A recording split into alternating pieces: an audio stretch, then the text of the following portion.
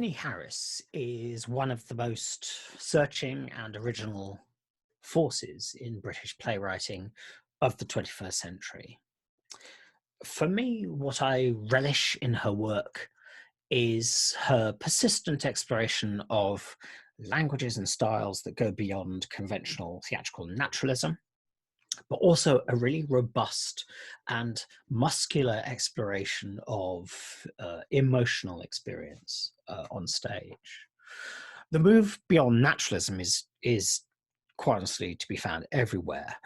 I think in the early plays that are somewhat more naturalistic, like 1999's By Many Wounds or 2001's Nightingale and Chase, not exactly naturalistic, but more in that kind of naturalistic world, she's drawn to extremes of experience to kind of push us into intensities of feeling that start to break up our sense of reality. But it was her breakthrough play, Further Than the Furthest Thing, in 2000, where she creates this fictionalized version of the story of Tristan da Cunha, which is an island in the middle of the Atlantic Ocean, whose population of around, I think, 250 inhabitants had to be evacuated in the early 1960s when a volcano erupted. And what the play does is it presents an imagined version of that community, both on the island and then uneasily resettled in Southampton. But what Zinnie does is she creates a wholly new dialect for them that gives them an otherworldly poetic register in which their own culture, stories, and ultimately terrible collective guilt kind of comes in and out of focus. In the mid 2000s, there was a trilogy of plays about war, solstice, midwinter, and fall, that in various ways create kind of theatrical fables that for me are a little reminiscent perhaps of Howard Barker, of later Edward Bond. And they are about the build-up, conduct, and aftermath of a brutal war. They have a kind of, some of them have a sort of unspecified historical setting, but I think actually Zinnie is drawn to historical settings, perhaps because by displacing the action temporally from present, they kind of create a landscape that allows for a certain kind of scale and grandeur in which naturalist individual psychology is dispersed in a more mythical landscape against which bigger ideas, archetypal ideas, can be explored.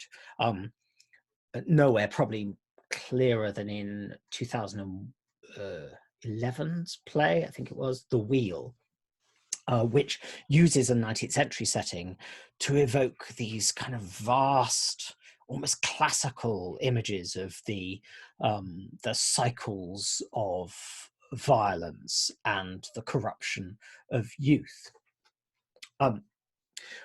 For 2015's astonishing play, How to Hold Your Breath, which was written for the Royal Court, Zinnie returns to the contemporary, but it's a picaresque magical realist contemporary as the heroine journeys across Europe, pursued by an anti-Faustian devil, a Mephistopheles with whom she refuses to make a deal, and a librarian who keeps pressing, it's a wonderful comic device, keeps pressing these weirdly specific self-help books on her. It was a play that I have to say many of the London critics did not get, and that is to the discredit of many of the London critics.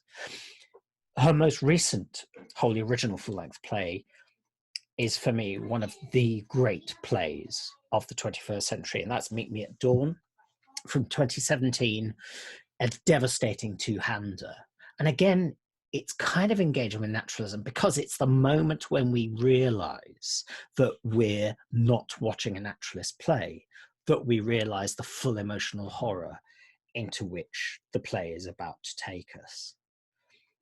that emotional intensity is something I really do associate with Zinnie's work. Meet Me at Dawn is about grief, but so is her first play, By Many Wounds.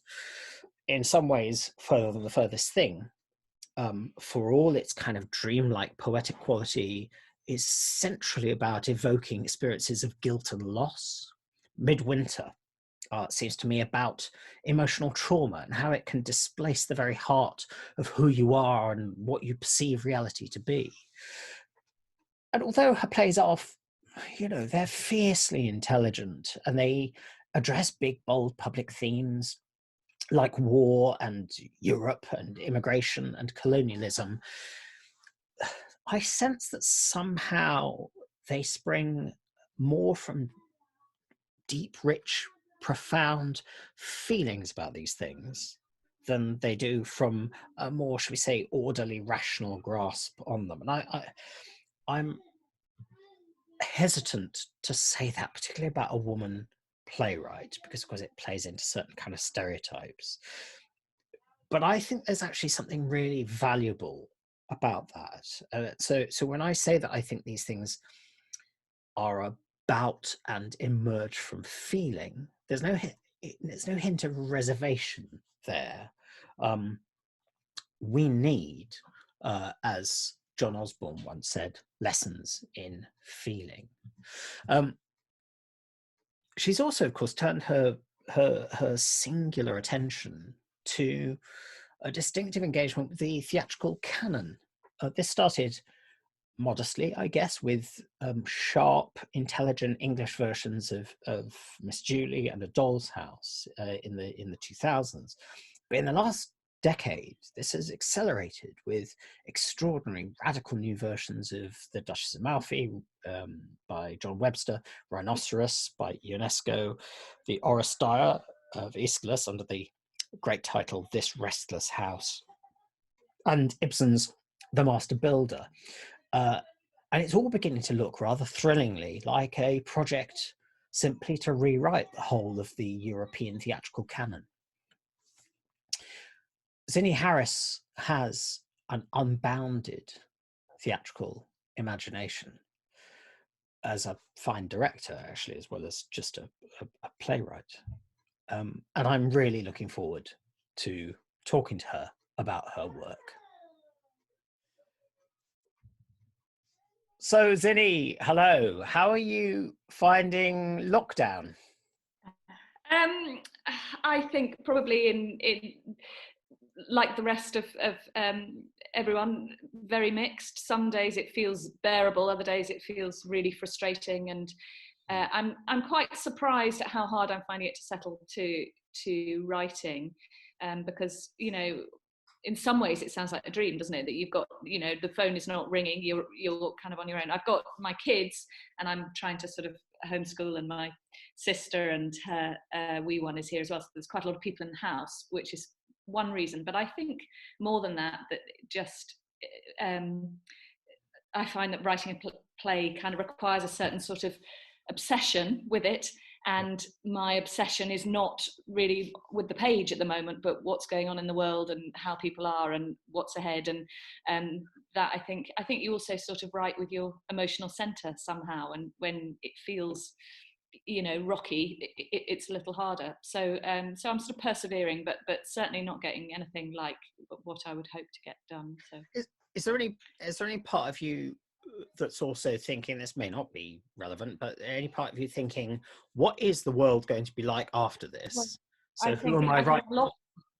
Well, who am I writing for, and what kind of industry am I writing for, and who's going to be putting on plays, and what are the stories we're going to want, and are we really ever going to see, or I hope we will again, but how long is it going to take before people are happy to sit in a group of 200 in close proximity? I mean, the idea of being in rehearsal now and getting people to sort of fight each other or hug each other, just seems like a different world.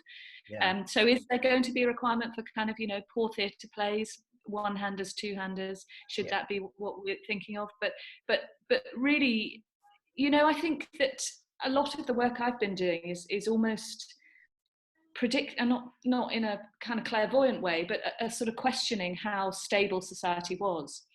or you know, and certainly challenging this kind of privileged notion that somehow we were impervious to calamity that we had in the West. And so in a way, I think that piece of work has been done now. You know, I think there was an obsession with that right through my work, and certainly culminating with How to Hold Your Breath was kind of challenging a sort of sense that, you know, Europe is stable and therefore nothing bad can happen to us. Sorry, let me just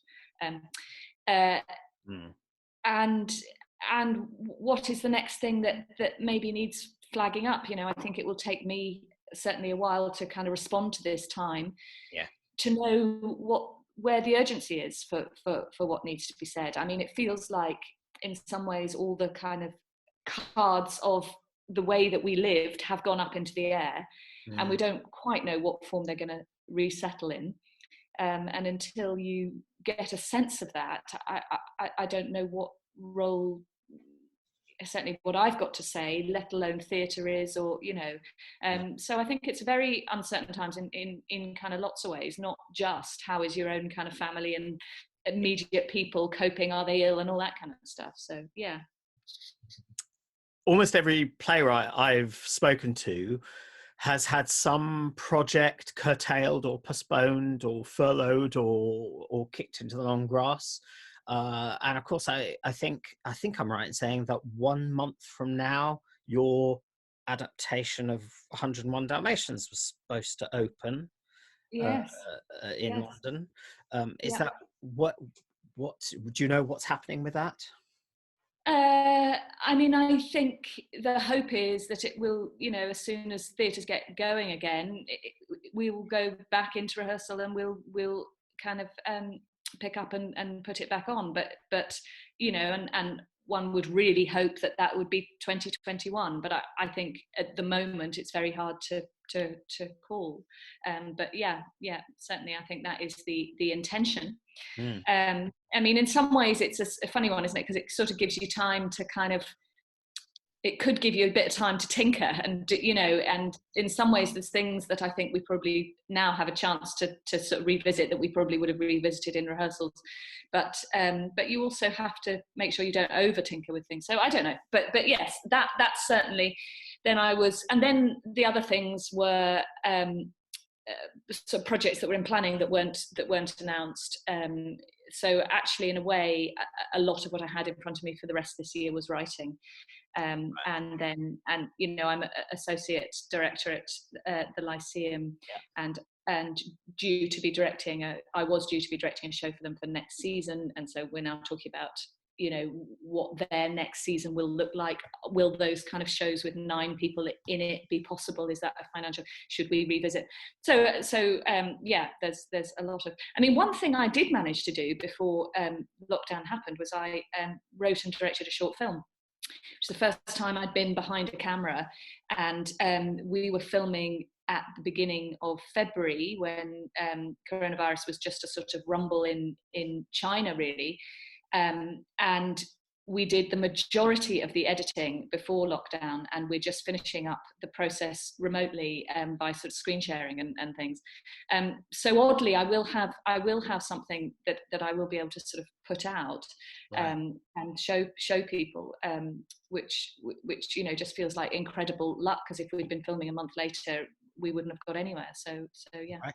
Is this a film you've written as well as directed? Yeah. Just a short film. Yeah. Huh. Interesting. So when should we expect that? Well, I mean, we're sort of doing the post-production processes now. So we're putting the we've just done the final sound mix. I mean, it's I suppose what we hope to do is have it finished sufficiently that we can send it to festivals and try and get a premiere lined up. I think we're all aware that by doing a sort of screen share on your final process, you've maybe missed the moment to see it on a big screen and do sort of fine tuning. So I think we probably still will always want to do that at a later date. Right. And it's slower, obviously, working remotely and editing, but you know, you can do it. It's definitely something that can be done while you're on lockdown. and I loved being behind the camera. Right. It was just like such a gift of kind of learning, really. And having been directing in the theatre for quite a long time, it felt, that it just so different in all kinds of sort of exciting ways. It felt like a combination of kind of rehearsal, tech, and performance all in one moment. And it was sort of funny because in the run up to it, I was being asked lots of questions about, how do you see this shot? And some shots I could see, but others I was just saying, well, I kind of, until I'm in a room with the actors, I don't know how they're going to want to play it, and it's quite different and so much more a kind of director's medium that I was coming with that maybe more collaborative sense. I don't know, but it was great, really interesting. And does it have a title yet? It's called A Glimpse. A Glimpse. Very good. Yeah. Right, I should look out for that. Just quickly going back to 101 Dalmatians, is that? I know you've done a lot of adaptations from plays. Yeah. Is this the first adaptation you've done from a novel? Is it the first adaptation I've done from a novel? I've kind of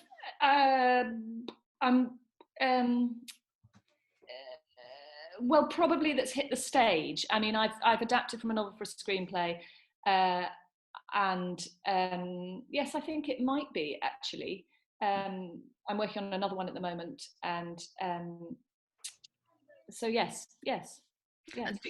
Because I sometimes think there's something very interesting about adapting from a novel, just because you become very kind of consciously aware of the difference between two different types of narrative.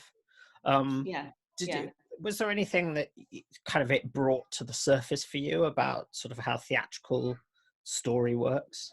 Well, there's something about the sleight of hand that you can do with a novel, that you can kind of tell us what someone's thinking, or you can not reveal something until the character reveals it, that of course you have to reveal on stage. But I also think with 101 Dalmatians, it was the kind of challenges were bigger than that, because really the way the novel works is that it's two quite long journeys. There's the first journey where you go with the dogs, the adult dogs, to find what's happened to the puppies, and then there's a second long journey where you travel back with 100 dogs, both of which didn't inherently feel that theatrical or stageable. So I had to sort of work with the story quite a bit to try and mean that we were following 4 puppies for more of the piece. Right. And because even with the best will in the world, and we're working with wonderful puppeteers and all this kind of stuff, 100 dogs, it is a lot for a theatre to. But also I think we want to, in the theatre we want to get inside the character, we want to be with the characters on this sort of exciting journey. We want to see them work it out rather than just some mass of dogs sort of thing. So, and Cruella, of course, is a kind of gift of a character to write about, I think. And I mentioned just before I asked that you've adapted quite a lot of other plays. That feels like that's become an increasingly significant part of your work. And I think in the last 3 or 4 years, there's been the Duchess of Malfi version, Rhinoceros, the Oresteia version, the Master Builder. Do you always pick those plays, or do people bring them to you as projects? Mainly I pick them. The Master Builder came to me as a project, actually, but that's quite unusual. But quite a lot of people sort of suggest things, and I quite often turn them down, because I think you have to be really careful with adaptation, that you know what the job is. Yeah. And if you don't know what the job is, I think you get into trouble. So you have to both love the original, definitely, and feel like it resonates with you, but also know that what you can bring, whether that's in terms of an adaptation that will fit the times of now, or more often, I mean, certainly with the Oresteia, I felt that I had a particular view of the kind of inherited Clytemnestra that we've been given by Aeschylus, and the centuries of productions and portrayals, and the way that she's almost kind of become iconic of, the evil woman, and I wanted to challenge that.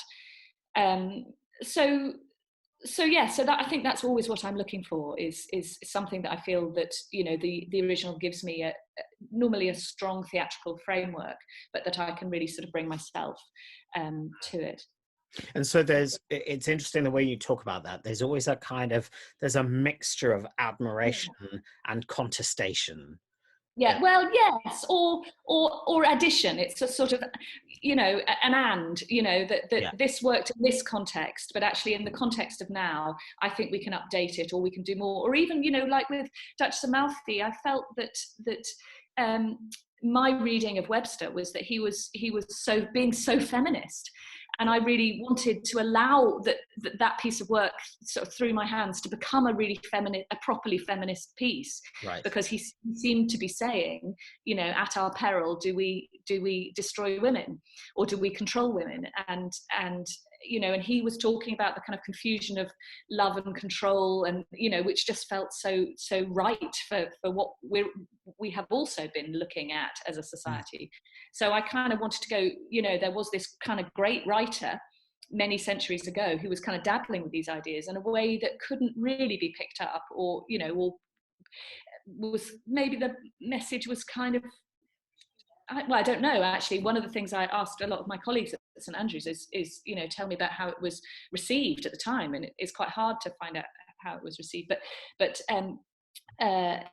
yes, so I think I think, yes, your phrase was sort of slightly too strong, but a sort of, you know, I love this, and I can see how what I'm trying to do with theatre, or what I'm trying to say, absolutely can take this in a new way. Yeah. And thinking specifically about This Restless House, which was your adaptation Yeah. of your Style, Yeah. as you'll have, I'm sure, have been aware at the time, that your version was right at the heart of a huge wave of actually Oris Dyers. I mean, there was, you know, there was the Robert Icke version of, and there were various others, but actually quite a lot of Greek tragedies were being revived around that time. Do you have a sense of what was it? Why were we reaching theatrically back to those texts in particular? Well, I think, I mean, who knows? We can all hypothesize, but I think there has been something of the, um, is it? I don't know. I'm not going to kind of give an answer here, but one of the things that I think is interesting is the sort of sense of the end of civilization, or the end of the civilization that we've known, and these kind of previous great civilizations that we knew kind of came to an end. I think there's something interesting about that time. Mm-hmm. But I think also they're very pure stories. You know, I think we've been searching for the really pure story that is out of context. I think one of the things that happens with a lot of very contemporary writing is that it's absolutely about the minutiae of our lives. It's about, you know, how we live now. It's about I'm just thinking of a sort of example, whether or not to smack your child, whether or not to, you know, this sort of this, and it's this kind of close focus. And I think sometimes, particularly maybe when we're feeling, you know, that there's stuff there's big seismic shifts coming, you kind of reach for something that steps out of that and just goes right back to how do people behave in very pure form. What makes that kind of more mythic, what makes a person good or bad, what are the decisions that we make that are less steeped in the minutiae of kind of 21st century living. I think, anyway, and maybe I'm talking about why I'm drawn to them, that you kind of, you step out of context and you go, this play is talking purely about the psychology of being a mother, or being a wife, or being, you know, or attachment theory, or it's giving a kind of set of metaphors to explain people's behaviour in a way that is lifted out of time. Yeah, absolutely. Absolutely. And of course, when you say that, I can then see connections with your original plays as well. That sense, that broader sense of wanting to lift out from the detail of our sort of domestic lives to something that's a little bit grander. And as you said earlier, societies in crisis, and Yeah. catastrophe. Turning to your original plays, do they typically start from a similar sort of place? I mean, is it an image or a story idea or an issue or a formal conceit or something else, or are they all different? It's so, I mean, the thing is at the moment, because I'm not writing, I kind of think, God, I can't imagine what it'd be like to write a play. So Right. it's sort of so hard to remember I've written so many plays, and I think, I can't know how I ever do that. But what normally happens, I think, is that plays come out of a kind of moment in your life. So when I look back at my plays and I sort of revisit, like, you said you might want to talk today about Meet Me at Dawn, so I just flicked through before talking. And I kind of remember, yes, that I wrote that play because I was going through some stuff. And it's almost like the play becomes a sidebar to your life, or a kind of notebook to your life. Right. And I think that's all I can sort of, I think that's the hook, really, that I'm something it troubles me, is troubling me, is making me feel uneasy, and the play becomes a way to work it through, or the quest is, how can I dramatize this feeling that I've got of unease. So, for instance, a play like The Wheel, I remember, I don't know if my children will ever watch this, but I remember, being really sort of steeped in kind of small childness, and having just a kind of terrible day with my then 4-year-old, where he threw some stones at a car, and then he cut his brother's hair, and and by the end of the day, I had completely decided he was the pits. Clearly I'd gone wrong already by 4. And it kind of started hasten to add, he's a really, really nice, decent 18-year-old now, but it sort of started a kind of motor in my mind, kind of thinking, what if at the end of your, what would the trajectory of that be? I mean, not in with those examples, but what would happen if you got to the end of your child rearing and the sort of person at the end of it was horrific? What would you, where would you feel you went wrong? Or, what if really what you produced was almost monstrous? And then I thought, and what would happen if you were given it the chance to do it again? How would you go back? Where would be the moments where you go, oh, that's where I went wrong, or whatever?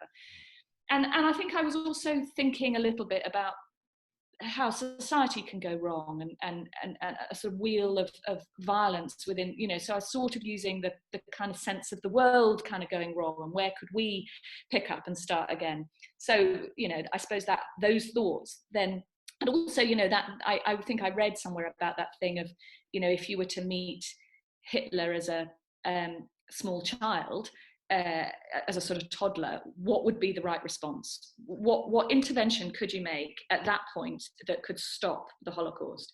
Well, most people would sort of say, well, you probably extinguish, but actually, and I suppose that maybe that is right, or would the thing to be to kind of go in with love, or was it all decided already at the toddler? Was it too late? And so that kind of nature nurture thing, I suppose, really became quite interesting as I was kind of going through this daily process of what's me, what's them, how am I mucking them up, are they mucking them up themselves, all that kind of stuff. And it kind of, what I would say is, it kind of goes into a soup for a while, that you kind of, I collect ideas. So I sort of know, okay, I've got an idea, or something starting to kind of work through me, which is in this territory. And I'm looking then for my theatrical form.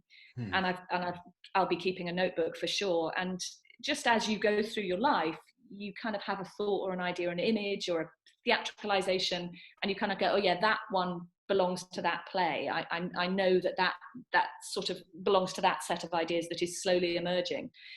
And that process probably goes on for the best part of a year, of slowly gathering material, not really writing, just a kind of, almost like a kind of condensation, or a kind of coming up to the surface of something. And then there'll come a day where I'll sit down and write it, and that's a very short process then of 2 or 3 days. Right. So, and when you say there's a kind of year of accumulating yeah, sort of material or ideas, whatever it is, yeah. it's probably really hard to be very concrete about that. But what actually might that mean? I mean, would you, for example, would you say, you know what, this morning I want to do a bit of thinking about this wheel play, or this, you know, this child play, or do you just rely on you're walking down the street and suddenly you go, that image? A bit of both. I mean, normally I'm working on something else. Yeah. So I mean, and that's maybe where adaptations are useful, but although they also operate in a similar way, but it's not to say that I'm not doing other things. So I might be writing some television, or I might be directing a play or whatever. So it's a kind of, you know, I've got my saddlebag of this new play and I'm gathering. Sometimes I might go, oh, actually, I really need to sit with this, and I might do a bit of kind of uncollated fast writing or something. I might write, you know, 3 sides of just whatever junk's in my head and see where I go. I might respond to a piece of theatre I've seen and kind of think, oh, there's something about that moment of, you know, or that way that I was moved, that I feel, you know, is sort of resonating, or sometimes, quite often, going to see a piece of theatre that doesn't engage me, and sitting in an auditorium, I plan my play out in my head whilst I'm watching another. Yeah. So you know, you can be anywhere, I think, when it moves along, but then it's kind of about recognizing when you're ready to write, and judging that right, and making sure there's time and space to do that. Yeah. And that's actually one question would be, does research come into your process? Yes, for sure. I mean, it depends what the project is. I mean, like Meet Me at Dawn, which is such a personal play. What I suppose I read about grief a bit. I certainly looked at some Orpheus and Eurydice kind of imagery and other work. But really, I think the material, I mean, this is what in fact, when you sort of talk about adaptation, I think any piece of work is an adaptation. It's just what the source material is. Right. So, you know, when you're working on the Oresteia, you've got the Oresteia, but you've also got the source material of you. When you're working on an original play, you're still adapting your own experience in some way, or your own thoughts, or a story, you know, a story someone's told you, or so in a way, I don't feel that they're often so different. It's just about, you know, and I always think for any piece of work, there's a couple of sources that aren't your own. You know, like with Meet Me at Dawn, there was the Orpheus and Eurydice, but there's also something of the Tempest in there, or, you know, or just kind of the idea of those Shakespeare plays where someone arrives at a new shore and there's a whole new world, or so I think you're always responding to a number of different sort of stimuli to kind of make it your own. Yeah. And with your original plays, would you typically, or does this change, are you working to commission, or do you just write a play and then see who wants to do it? No, I'm working to commission. Does that play a role, in the sense, if you've got a Travers commission, are you kind of thinking this is going to sit on the Travers stage? So, and does that bear on how the play works? Yeah, I mean, I probably wouldn't take a commission now without knowing what it was that I wanted to write. So I suppose that's maybe in the kind of saddlebaggy moment of the soup, you're then kind of going, where am I going to write this for? I think that's part of your investigation of form, is which theatre is the right place for this piece of work. So, you know, that's partly about cast size, maybe, or which director you want to work with, or is this one I want to direct myself, or, you know, where is this going to sit best, and which audience even, or, you know, so I think by the time I'm actually writing, I would definitely know where and who I'm writing for. Yes. Right. And you say that that basically the actual sort of fingers to keyboard, pen to paper, actually, which is it for you? Fingers to It's difficult actually. Mainly now, probably keyboard. It used to be paper. The collection is always a paper process. yeah. But yeah, probably now it is keyboard. Yeah. Has that checked, but does that have an impact on how you write at all? Uh, I think it's as I've got more experienced. I used to write a lot as sort of by hand in notebooks, and then I used to quite like the process of then typing it up as the kind of first revision. Whereas I think I sort of don't seem to need that revision process there in that moment. I mean, I think maybe I'm clearer when it finally arrives of what it needs to be. I don't know. And so you say that the moment where you start typing and you're actually typing the play, you're writing the play, that happens at the end of the process in a fairly short, intense burst. How do you? This is going to be really hard and probably unanswerable. How do you know when you're at that point? Well, so there's a missing point that I haven't told you about, which is the writing of the first scene. Which the writing of the first scene can take quite a long time. So, and I sort of, when I talk to students about this, the only way I can describe it is what you need to put in your first scene is you need to load the dice right, so the rest of the play can tumble out. And so I might write the first scene, abandon it, write another first scene, abandon it, and then and actually often get quite depressed, think, fucking hell, I can't write this, is going nowhere. And then all of a sudden you'll have written a first scene that holds the ingredients that you can just keep writing, and then you're off and you've written it. So that the rewriting of the beginning is kind of the way that I get myself ready and work through what the material is, what the inherent kind of loading is in the of tension and characters and what's up, and set off the little motor of the play so that it can keep going. And does that mean do you tend to write your plays sort of in chronological order, as in you start at the beginning and you just write the play, or would you ever you would tend to do that?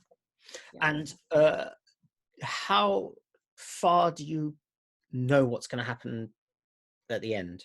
Well, I think in the soup bit, what has emerged is where you're headed, for sure. And I think any play that I've set out to write and I've not known where I've headed or what you're exploring has always faltered and never got completed, or certainly never gone on.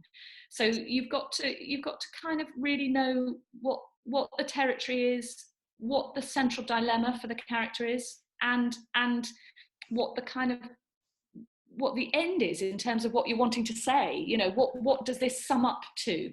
But within that, there's quite a lot of freedom and room for maneuver and surprise and and you're also a director, and recently you've directed plays by Francis Poet and Carol Churchill and so on. When you're writing your play, does the director in your head ever get a look in, or do you keep that person away? Very deliberately away. And that is something that I've had to, when I know I'm going to direct it, I've had to really consciously tell the director to piss off, because actually you're starting to solve things. Oh no, that's going to, unconsciously you're starting to solve the production, and the production should not be solved by the play. I think there needs to be a process of solving the production by the director. And does that mean, for example, would you ever, have you ever written a play with particular actors in mind? Yes, actually, when I adapted Duchess of Malfi, I really knew that I just worked with Kirsty Stewart on Gut, Francis Poet's play. I found her to be an absolutely extraordinary actress. and was very keen to work with her again. And so did I don't know if I wrote, well, I had her all around me, and I knew I wanted to work with her, and likewise Adam Best, who ended up playing Bosler. I mean, sometimes you get a commission where it is very definitely to write for somebody. So for instance, when I adapted A Doll's House, it was for Gillian Anderson to play Nora. Right. So that's lovely, actually, because you kind of, you can watch things or see things and kind of see the kind of mannerism or the inner sparkle, and kind of go, oh, I can kind of give you things that will suit that, yeah. And the kind of I don't necessarily call it a method, which sounds like it's fully worked out and systematic, but this way you've developed of working, has that changed over time? No, I think what's changed over time is my resistance to it, because one of the things that is really odd about it is that just before you're ready to write is the time that the play feels most inaccessible. And it's sort of interesting when my little boy, the same boy that threw those stones one day, but when he was younger, even younger than that, when he was learning to talk, his first one of his early words was apple. And he couldn't say apple, he said atten, and he kept making this atten noise. And he did that for about 2 days. And then that word atten went away for about a month, and he would not say it, he would not, and then it came back as apple. And I've often kind of thought, what was happening there was that word had gone into deep processing, and then it had come out kind of fully formed. But it was totally inaccessible to him in that month. And I think it's sometimes a bit like that with plays, that I get all my sort of things lined up, and then I just can't do it. I can't even think about it. And sometimes I kind of go, and the excitement that I felt has gone, and and I used to really, really struggle with that part of the process. But now what I understand is that it's really deep, it's really inaccessible, and it means it's coming. And to just trust that it's whatever they say about the hour before the dawn is the darkest, or the darkest, I can't remember the quote, but it is that sort of sense of I can't access this now, and it's not that it's gone, but it's that it's coming. Yeah. And it's like it's sort of all moving into position somewhere, and you can't quite do it now. And when to just go back to the thing you said about writing that first scene, and that you might write that a number of times and ways. I mean, how many times would you have a go at it? I mean, would this be that it's often the third time, or is it the 25th time, or what? I don't know. It can be frustrating. I think what you're doing when you're writing your first scene is you're working out what the form is, really in detail then, and what the tone is, and what kind of animal it's going to come out as. It's probably the most difficult part of the whole process for me, is that, because I haven't arrived at it yet, and it's hard. So maybe, I don't know, I have to kind of I don't know, 10, right, sometimes, and sometimes I kind of go, I sort of have to hold my own kind of belief in the project sometimes during that. And sort of I remember before How to Hold Your Breath, where I felt really depressed, I went to see The Wheel at a production in Chicago, Steppenwolf, and it was Tina Landau directed it. It was just a really stunning production, and I hadn't written a play since, and it was a 2-year-old play, and I was sitting there thinking, maybe that's it, maybe this is my last play, but what an experience this is, and I've had a good innings, I'll go and write telly, and I'll do something else, and maybe there's no more plays in me. And when I came back, I just thought, hang on, and of course there had been a sort of soupy process going on, hang on, maybe there is just one more. But I was so depressed really about the fact I hadn't written a play, but I thought, well, I'll just give myself 2 hours a day, and I'll just use the 2 hours every day, and it doesn't matter. And the thing that's good about 2 hours is you can just about make yourself do 2 hours of anything. But when the 2 hours is over, you then you're off the hook, sort of thing. So I sat down and I wrote these 2 hours a day, and I just kept writing the first scene for 2 hours a day. And I think it probably was about 10 days of just not being able to get through. And then, of course, on the 10th day, that was the opening to How to Hold Your Breath. And the 11th day, I'd finished it. Yeah. And so when you say the writing happens in a short, intense period, you really do mean a very, very short, intense period of writing. That's fantastic. Gosh. And it sounds like, I mean, if you're kind of writing that process of writing and then having another go at writing, and I suppose on one level going, no, this isn't quite right yet, but holding your nerve and just waiting to find it, that feels like it feels like you would have things to say about writer's block, because of course in a way that sense of going, I'm writing and it's not right, is sometimes gives you that sense of such failure that you feel like I can't do anything, but clearly you found a way through that process. I think that's right, and I think that's what I meant about my method hasn't really changed, but I understand it now.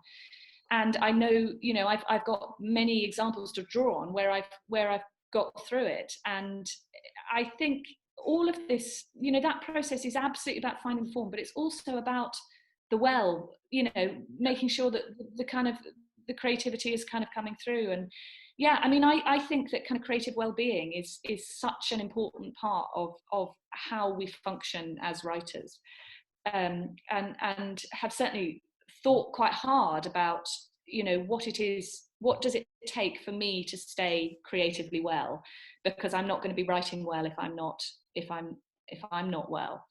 And you've in part answered this, in fact, just there, but it's a question I'm asking everybody, and it's quite a blunt question, but you've been writing for 20 years or so. What have you learnt? By that, I suppose I mean, what do you think, actually, I know how to do this. 20 years ago, I didn't know how to do this in terms of writing a play. Yes.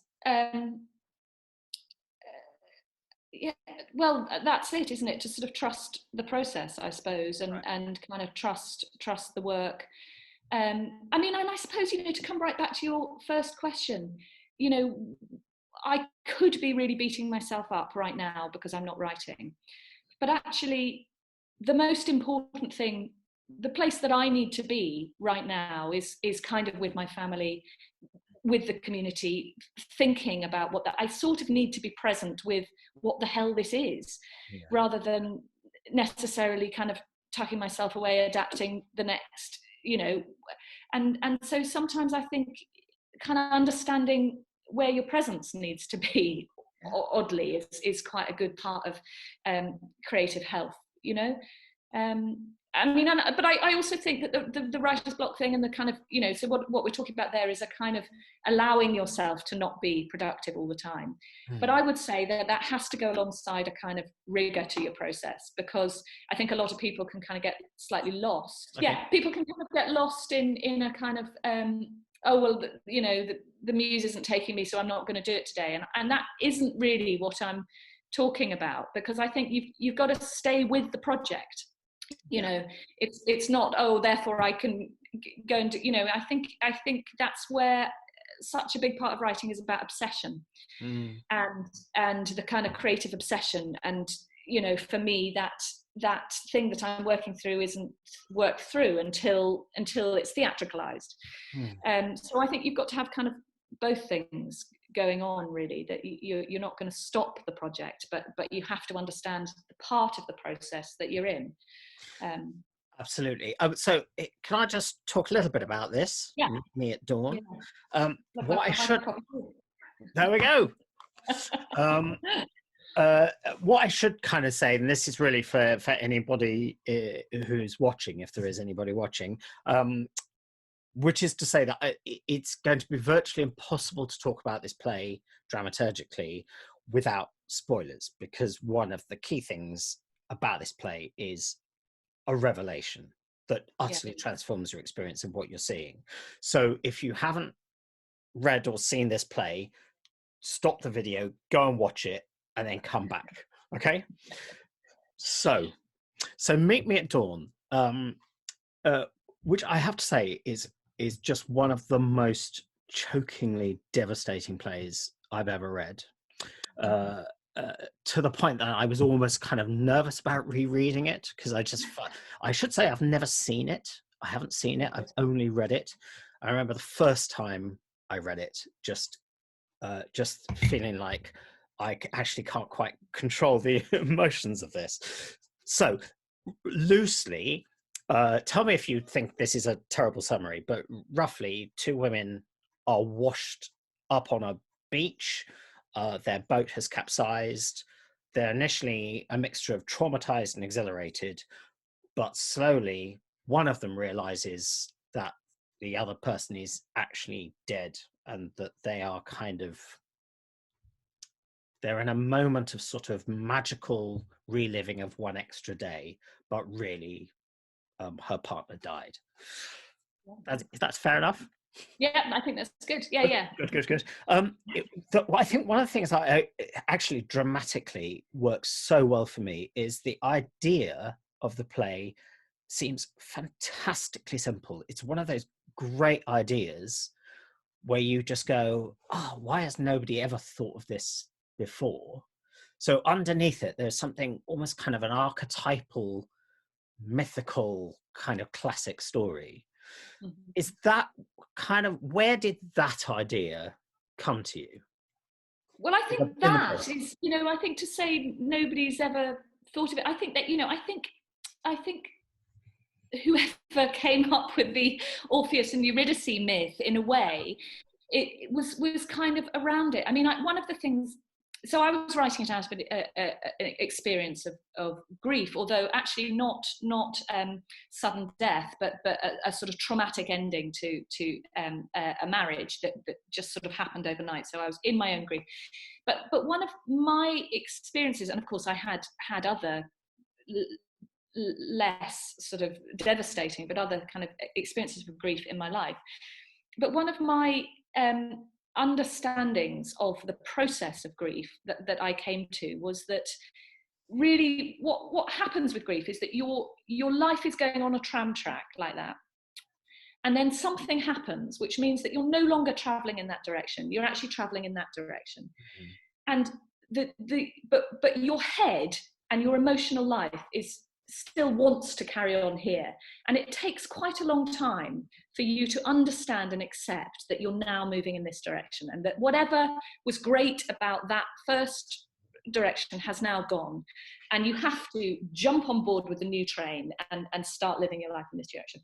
But in this sort of grief process, you keep hopping back between the two. You actually exist between these two places. One day you'll wake up and you'll feel, oh yes, I'm here. He's just going to come out of the shower. Oh no, he's not. I'm in this shit. I'm still back on this.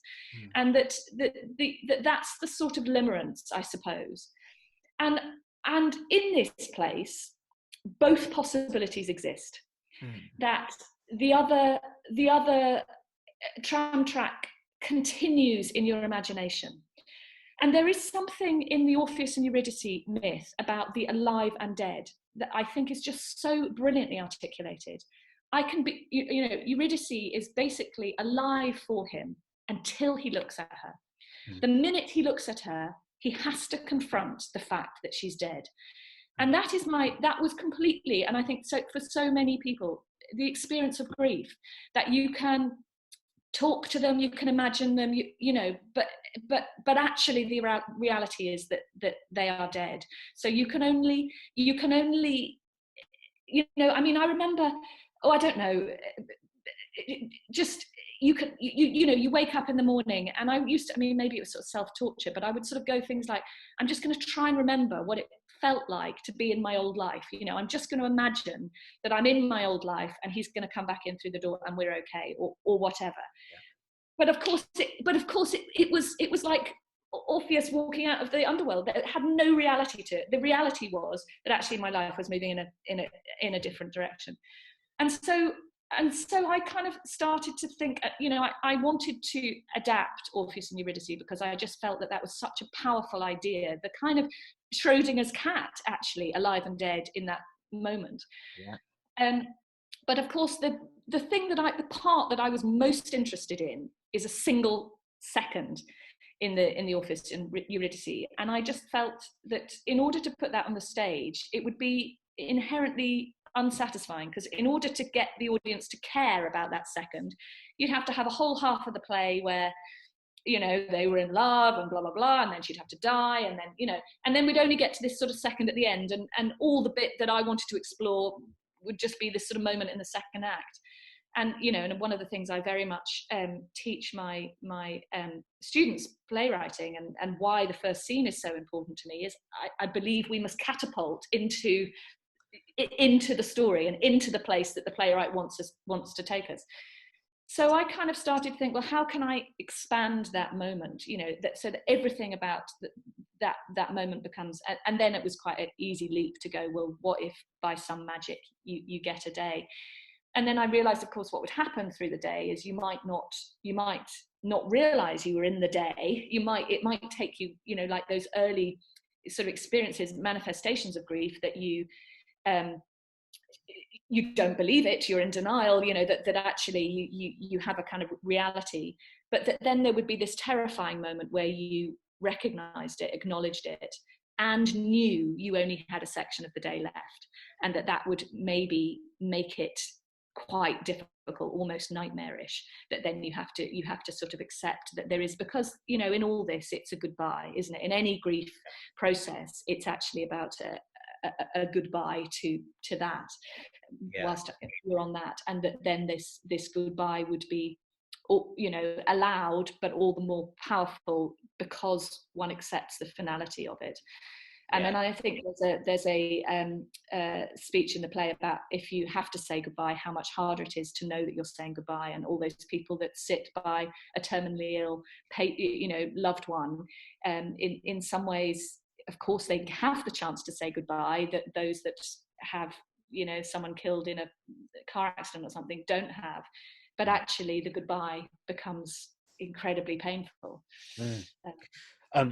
It's really fascinating hearing you describe that, because of course when you also describe the two tracks and the simultaneously living and dead, of course I kind of think that is very theatrical, because it's about the way that in the theatre we're overlaying a fake life over a real life, and that in a sense there's always, in a sense you're kind of talking about the way where we find ourselves playing a role that we weren't expecting to play. And I kind of feel that, again, as I haven't seen it, but I kind of feel that having that theatrical energy to it in a play about grief, which can often be a very static and intensely internal experience, but it feels like you found an extraordinary way of making it into a big theatrical image. Thank you. I mean, I think what one's always trying to do is take the internal and find a form. And to go back to the thing about playwriting, it's always about finding the form that can let the audience into what's actually very, very internal.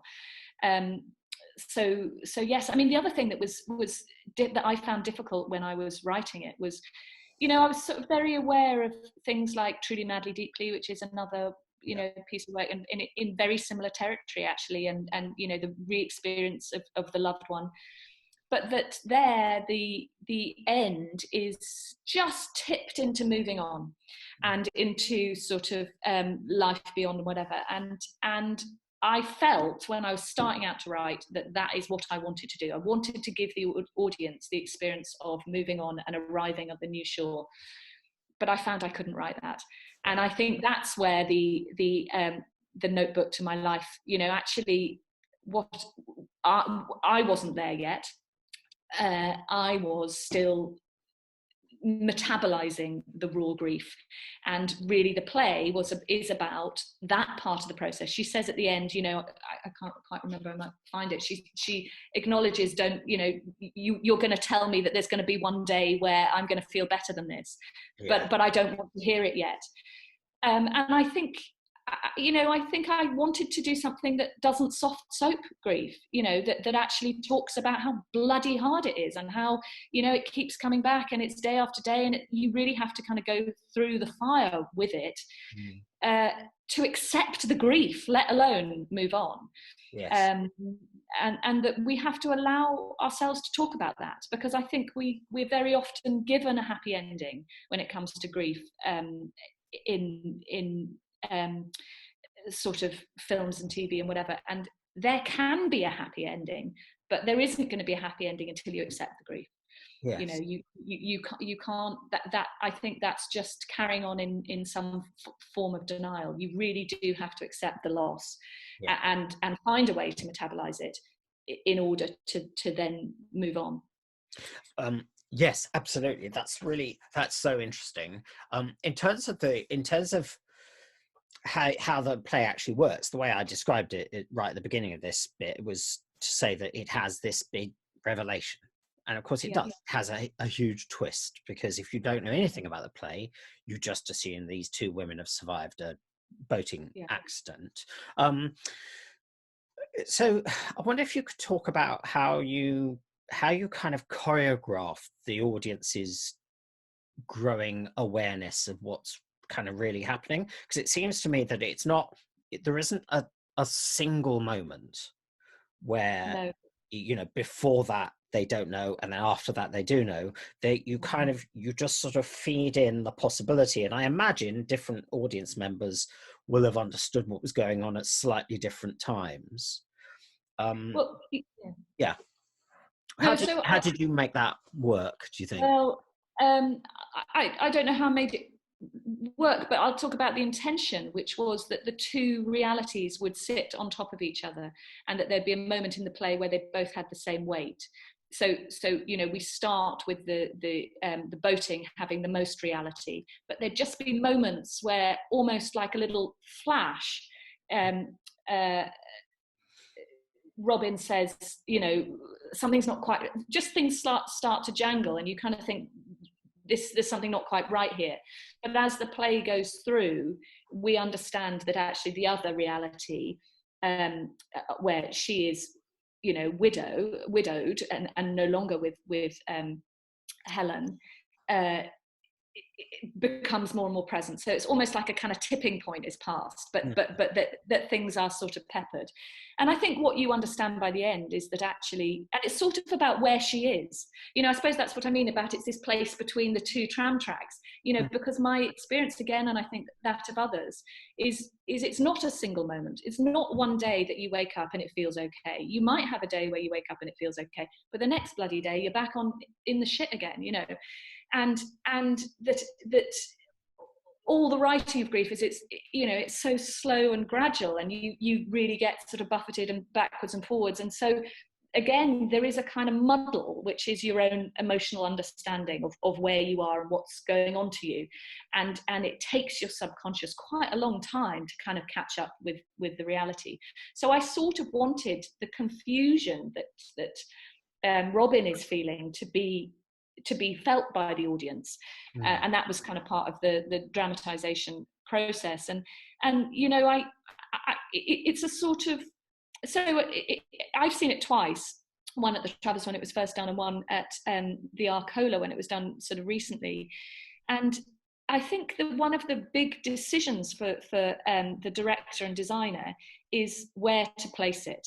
You know, are we on a beach at the beginning? Do we give the audience a sort of naturalistic sort of encounter with that, or are we somewhere completely liminal always, or are we even always in a kitchen, in which case you'd be going where you know, why are they talking about being on a beach, you know? But there should be something in the stage language which has elements of kind of being out of either, actually, and is not literal. I mean, you know, in a way it's a play that could be done very well on the radio. You know, we we are not. Well, we are asked actually at the beginning to believe in the world of the beach. That feels important, and by the end to understand that the world of the beach is a creation. Yeah, and I mean, maybe this wasn't an issue at all, actually, but I think sometimes with those big twists, one of the risks is an audience kind of feels like they've been conned before that, or do you know what I mean? So it seems to me that you actually have to make a special effort to really commit to the story before the twist, if you see what I mean. Was that something that was part of your thinking? Yeah, well, I think that's why, you know, it starts with a monologue from Helen, from Robin, which says, "It seems to be, and I know nothing. I know less than nothing. So anything I say, you have to ignore, really, or pretty much anyway. But it seems to me, in a time like this, in a place like this, that there's the first bit. That's to say the bit that comes now, the bit that comes before the rest, but after the others. Not the first bit then, but the bit that is now." And that bit is about asking the question, and the question is, are you okay? So I think it sort of says right from the start, this woman is in a muddle. She is piecing together what is happening to her as much as we are. So I think if we'd started without that, and I'd said to the audience, all you need to believe is that these two women are on a beach, and then we discover they're not on a beach, they might go, you've just asked me to invest 20 minutes and I feel a bit sort of short-changed now. But if you say to the audience, right from the beginning, there's something a bit odd about this beach, and our main character is leading us into the story in a way that is asking questions and being curious about the way that this beach is behaving, then I think we're on the journey with it. I hope we are. Yeah, and that's may not be an interesting question at all, but I mean, you said that it kind of emerged out of your own experience of you know, your husband and you splitting up, but you've decided to tell the story through two women. At what point in the process did that decision get made, and what was going on with that? I think that might have been quite late. I mean, so one of the things so I wrote this after I'd finished This Restless House trilogy, and you know, This Restless House and The Oresteia is a kind of lifting the covers on a family going wrong, and men and women reacting in different ways and not reconciling themselves to each other, it ending up really brutal. And you know, and I was kind of writing that. I mean, I wasn't aware of it, but as it happens, I was writing it through the end of a 20-year marriage.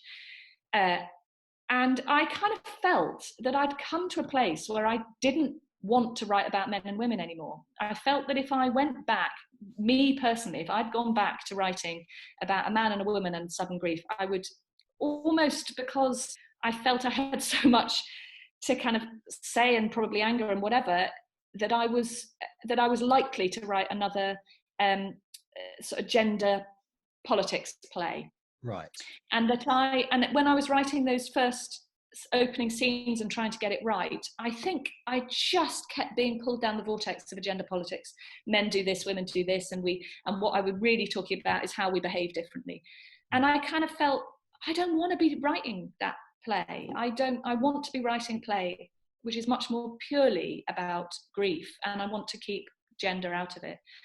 So that was one part of it, but the other part of it was that I think through my work I've also been sort of curious, challenging, or asking the question, why do we have less every person characters that are women in our plays? You know, I think we have this sort of situation where sort of historically, I'm talking about the sort of canon now, that you have a man as an emblem for all of humankind, but you very often have women as an emblem just for womankind, and that any, you know, and particularly gay characters, I think, become emblematic of you know, what it's like to be gay, or what it's like to be a gay woman, whatever. And I suppose I wanted to challenge that and go, let's have two women in this play, but this play not to be about what it's like to be gay, not to be even really what it's like to be a woman, but this is two people who happen to be two women, and the play is about what happens when there is a sudden, violent, traumatic ending to a relationship. And last question actually is actually about the emotion of the play, because actually the way you've talked about it is very much about you and your relation to the play, but obviously you're a playwright, there is a part of what's going on which is about the relationship between then the play and the audience. And it feels to me that whether intuitively or by meticulous design, I mean, the play seems to be an extraordinary vehicle for the release of emotion in an audience. Was there any sense in which you were kind of choreographing that, or were very aware of having moments that could allow that release? And actually, what was the reaction like in the audience? Well, I mean, I think grief is pretty universal. What was also interesting about the time I was writing it was probably June, July 2016, and it was just after the Brexit vote. Right. And there was a kind of collective grief process going on that we'd careered into. You know, that's another set of tram tracks, wasn't it? You know, we thought we were here, and actually we were going to have to sign up.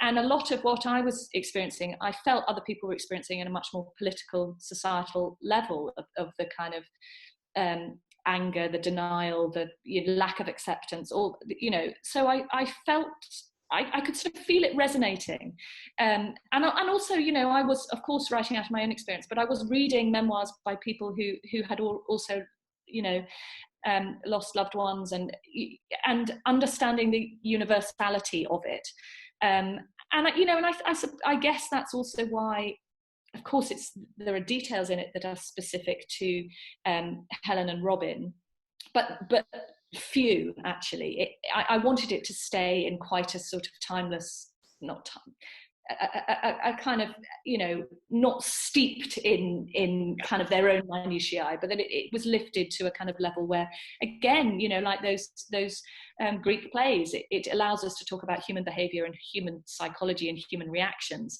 without it being, you know, about some particular aspect of 21st century life.